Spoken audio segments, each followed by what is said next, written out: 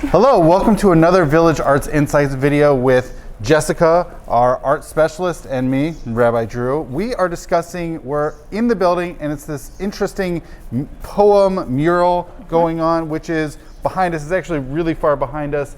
And it is not only in the original Hebrew, but also in English translation, which you can see over here. You can see a little bit of the English. A little bit of the Hebrew maybe, and over there behind Jessica in the English. But don't worry, we're going to get closer so we can read it.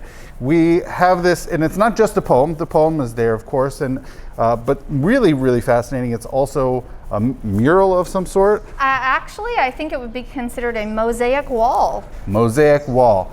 One of the reasons we chose this, not just because of the really neat poem and how big it is, and it adorns the wall right by the CRCC in sort of the lobby area, but also there was a resident here who it was her favorite place. She would go to it commonly just to think, reflect. To meditate. Yeah. Yes, to meditate. It was her favorite spot in the building. It was a really great place, and so sort of in her honor and in her memory, we really wanted to take the time and focus on this piece of artwork right here in our building. So much of what encompasses this wall is it is a donor wall, and so it's got the plaques and names of lots of people who have given and seen the vision of Cedar Village in the past. And it also lists people that it is in memory of. So we thought it was very fitting to make this video in memory of this person that we have in mind. A little history of the wall before we move a little closer. It was created in 1997 by the artist named Arnold Schwarzbart from Knoxville, Tennessee. So 1997 is an auspicious year for Cedar Village because March 1997 is when this building opened. So it must have been as it was opening. Absolutely. It was a campaign to be a fundraising campaign. I talked with Sally Corkin a little bit about the history of the wall, and she had some fond memories of collecting donations and just contributions to making Cedar Village what it was in 1997 and what it is today. So we have this as a memoriam of the beginnings of Cedar Village. And we'll go into a little bit more detail about the artist. Like I said, he was from Knoxville, Tennessee. He lived from 1942 to 2015, so he's no longer with us. I would really love to talk to him about his process of creating this, but I was able to get a little bit of information from his website, which I'll go into in detail when we move a little closer and you can see it in detail.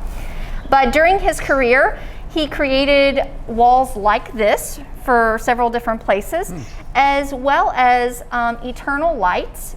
He was a sculptor, ritual objects, arcs, amulets, and other installations.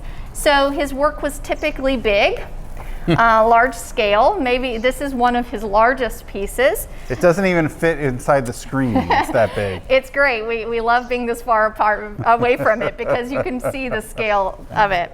But this was just one of many pieces across the country that he created. So it was really an honor to have his work here. And like you mentioned, there is a poem that is part of the installation, and I will describe how that was created and incorporated into the art. All right, so this poem is written by Judah HaLevi, or he was actually a rabbi. He was a scholar, Rabbi Judah HaLevi. He's also apparently a physician. He was born around 1075 and died in 1141. He spent most of his life in Spain, part of which was in Christian Spain and some of it was in Muslim Spain. This was a time of transition for Spain. It was fought over, but this was also the golden era for Spanish Jewry. So this was a very illustrious time of all sorts of art, poetry. People loved poems, both not only Jews, but they were also within a broader Muslim and Arabic context where they loved poems. So Rabbi HaLevi actually wrote nearly 800 poems throughout his lifetime.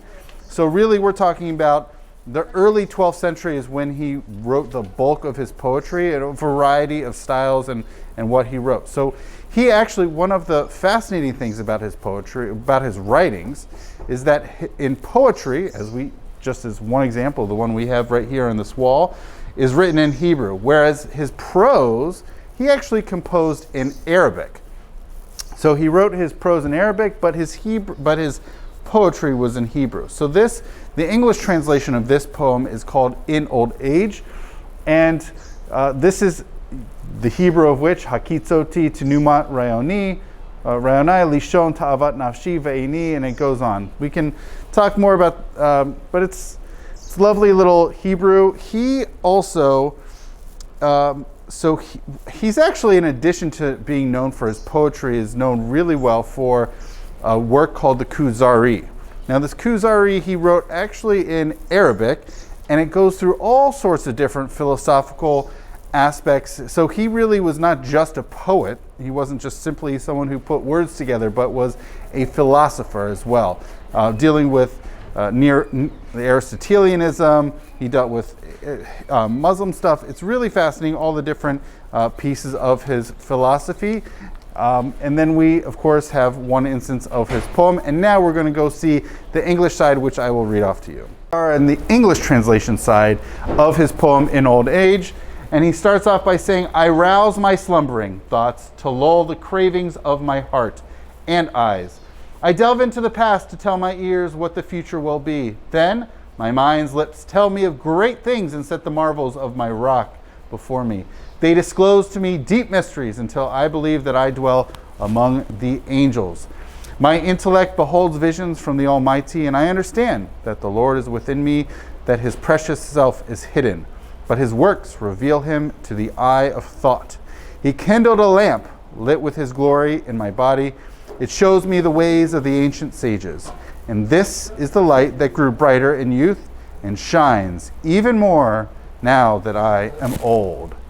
So this is the English translation of his poem, In Old Age, and it's pretty big. We have the Hebrew on the one side, we have the English here on this side, both flanking the doors of the CRCC in the lobby. So as I mentioned, Arnold Schwarzbart was a resident of Knoxville, Tennessee, and had his studio there. As I was researching him to talk a little bit more about his history as an artist and about his creation of this wall, I found out that he was a full-time Judaic artist, and he had worked since 1980 on pieces very much like this: ceremonial objects, donor recognition walls, and other decorative pieces. In later years, he completed more than 30 commissions for synagogues. Many of his commissions are presented on his website, which you can definitely look up, and where I found some of the information. His wife and partner also worked for several years after his death to preserve his legacy. And she created a legacy project and really looked thoroughly into where to place the majority of his artwork so that it could be archived. After much research, for 2 years, she decided to place the bulk of Arnold's work in the collection at the C.M. McClung Historical Society, which is part of the Knox County Public Library in Tennessee.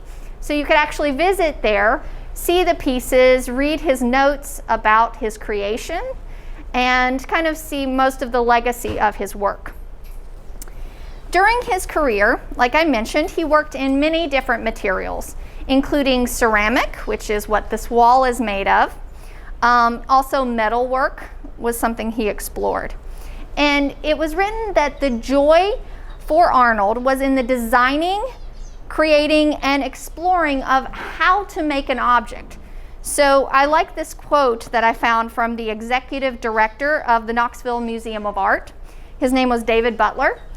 He said, "My sense of Arnold as an artist is that he knew how he wanted something to look and function and figured out the best material for that job. Some artists are driven by and respond to a particular medium, but I think Arnold worked the other way, bending the medium to his vision. I view that quality as a strength." I really love that because as an artist, I can really identify with that. Sometimes I work in watercolor, sometimes I work in acrylic, sometimes I work in sculpture and ceramic. So really depending on what I want the piece to look like, I would choose the material that would best meet my vision. So Arnold would work, especially like in this work or some of his others, he would incorporate Hebrew letters and text, and that was a very important aspect of his work. This particular installation is made out of ceramic tiles. It is a mountain landscape. When you are able to view the entire thing, we can see a portion of it behind me. It has raised text, as Rabbi mentioned, in both Hebrew and English, featuring the poem by Yehuda HaLevi.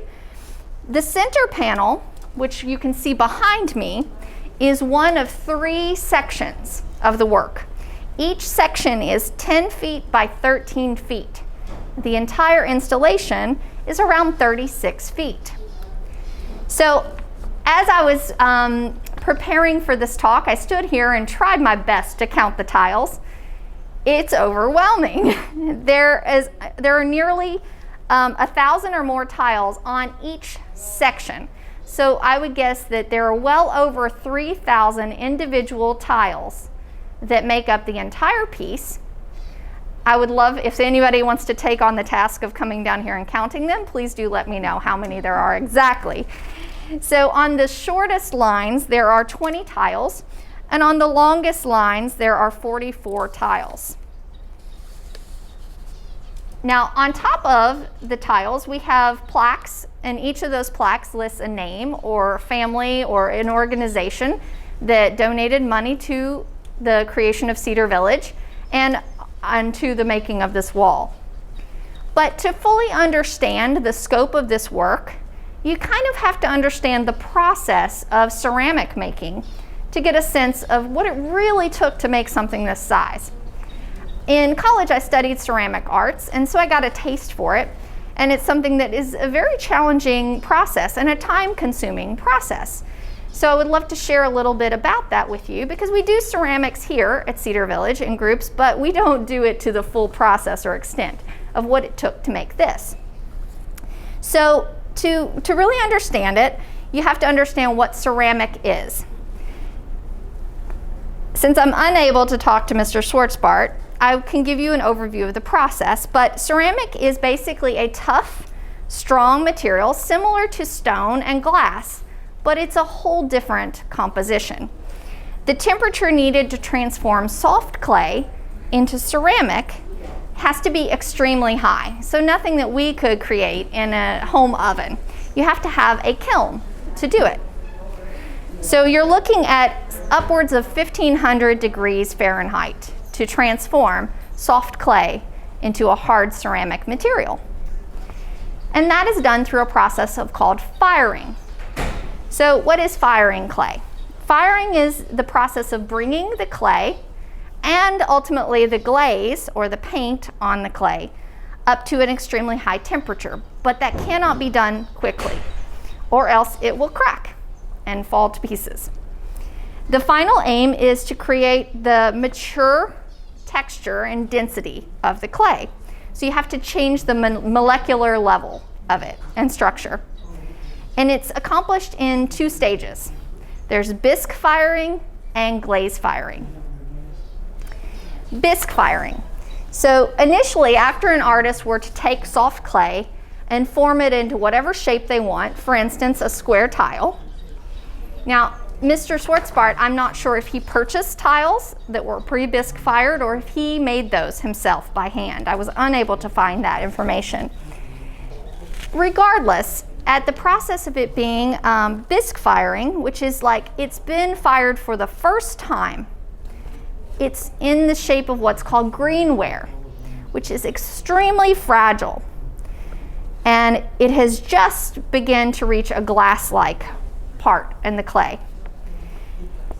It has to be bone dry when you do this. You cannot do it quickly. So you have to let it sit. It has to be bone dry, loaded very carefully into a kiln. It cannot be touching anything else around it. The kiln is closed and then heated very slowly to reach the final temperature. The temperature has to be increased in increments, and doing it at just the right time is critical so that it does not crack. If it's heated too quickly, the water that's inside the clay turns to steam and will literally burst the piece. I've had that happen many times, so I know from experience. Once the clay is transformed, though, through the bisque firing, when a kiln reaches around 660 degrees Fahrenheit, it starts to chemically bond and the water is driven out of it. By the time the kiln reaches 930 degrees, the clay becomes dehydrated and it is then changed forever into ceramic material. Then we keep heating it to 1730 degrees. And at that point, it's called sintered, which means it's been transformed into a point where it is a little less fragile, but it still has pores in it that it can accept glazes. So for instance, you can buy bisque-fired items, take them home and paint them or glaze them, but then they have to be fired again. And that would be what Mr. Schwarzbart would have done. So in order to achieve the colors and the painting that we see behind us, he would have had to lay out the tiles very methodically and hand paint them with glazes to get the colors and the design that you would see behind us. Now you can see that the tiles line up perfectly to make the picture flow from one tile to another. What also is happening in the work behind us is that the words are actually built into the tile, and we will get a closer look at that in a moment. Instead of being glued on, they are formed out of clay into those tiles, and so the words are formed over multiple tiles and then pieced back together. He would have done the forming of the words prior to the bisque firing, and then would have had to come back and glaze them. But he would have painted the glaze on very carefully because the edges of the words remain white to show them raised off of the surface. It was really a very careful process in the entire creation. I love to come by and I find myself running my hands over the words sometimes. So in the glaze firing process, he's basically coating the ceramic in paint, something similar to a paint, and it's creating a waterproof for the tile, but also adding the color. Potters apply a layer of glaze to the bisqueware. They have to leave it to dry, and then once it's dry, they would load it into the kiln again for a second firing. When it's in the kiln, again, it has to be very careful not to touch any other pieces. I can't imagine how many firings he had to go through to get all of these tiles done. And then also, it had to be very careful in applying the glaze and mixing enough glaze to cover the entire thing, because for instance, if you ran out of glaze and you were on the next tiles, to match the color just perfectly would have been difficult. Some of the tiles even have extra colors added on top. Tinges of blue, bits of green. There are tiny trees painted on some of the ones in the lower portion there. But as the tiles are carefully loaded, if they were to touch each other in the firing process, they would be fused together permanently. So I don't believe that he would want that, or it would be very difficult to move them and reinstall them here, so far away from his studio. So once the kiln is heated, the glazes melt, and they actually melt into the ceramic and are absorbed. And then they have to be cooled completely. This second firing is a remarkable part of the process because it's transforming this plain, ordinary surface into something jewel-like and colorful that really becomes an art piece. So all of this process, can you imagine, took a tremendous amount of time and effort, not only to create each individual tile, but to then piece them together into something of this scale. When, again, we're talking about over 3,000 individual tiles that were created and then pieced together on this wall, so far away from the studio in Tennessee. It really is kind of an all moment when you take time to look at the overall piece and realize just how much went into the creation of it.